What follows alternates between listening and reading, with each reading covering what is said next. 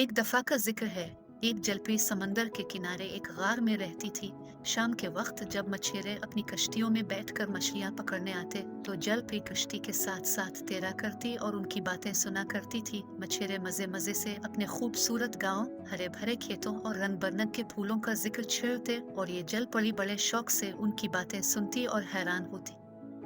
आखिर इसके दिल में ये सब खूबसूरत चीजें देखने का शौक पैदा हो गया कि एक दिन जलपरी ने अपने दिल में इस दरिया में तैरने का इरादा किया।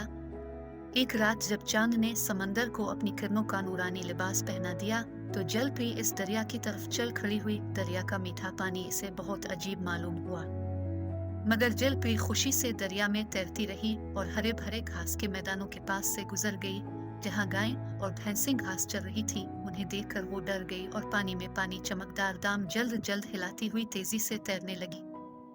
जब आसमान पर मशरिक की तरफ से एक जर्द सी रोशनी नमूदार हुई तो जलपरी अपने दिल में डरी कि कहीं मुझे कोई देख ना ले। इस ख्याल के आते ही इसने अपना रुख बदल दिया और निहायत तेजी से हाथ और दम मारती हुई अपने घर की तरफ लौटने लगी। एन इस मौके पर एक नौजवान चरवाहा अपनी भेड़ों को पानी पिलाने के लिए दरिया की तरफ चला आ रहा था।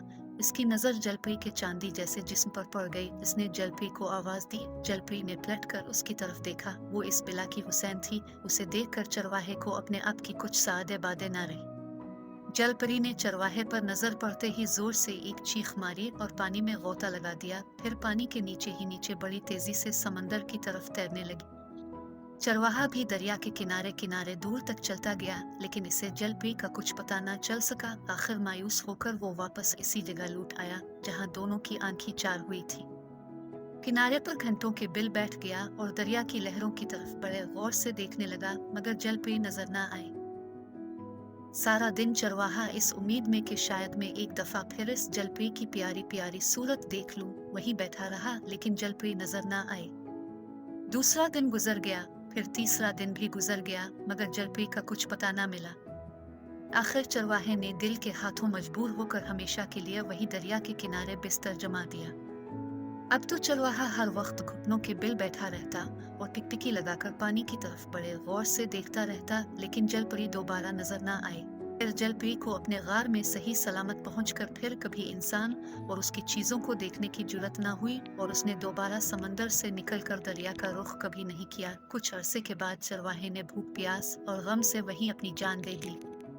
चरवाहे के दोस्त जब उसे तलाश करते करते दरिया पर पहुंचे तो चरवाहे की लाश किनारे पर पड़ी थी। लाश इस काबिल न थी कि उसे शहर ले जाकर दफन किया जाता है। चुनांचे इसके सब दोस्तों ने यह फैसला किया कि उसे यही दरिया के किनारे पर ही दफन कर दिया जाए। दूसरे साल इसकी कब्र से एक नन्ही मनी को निपल फूटी और जब कई साल गुजर गए तो वो कोम पर बढ़ते बढ़ते एक बहुत बड़ा और घना दरख्त बन गया।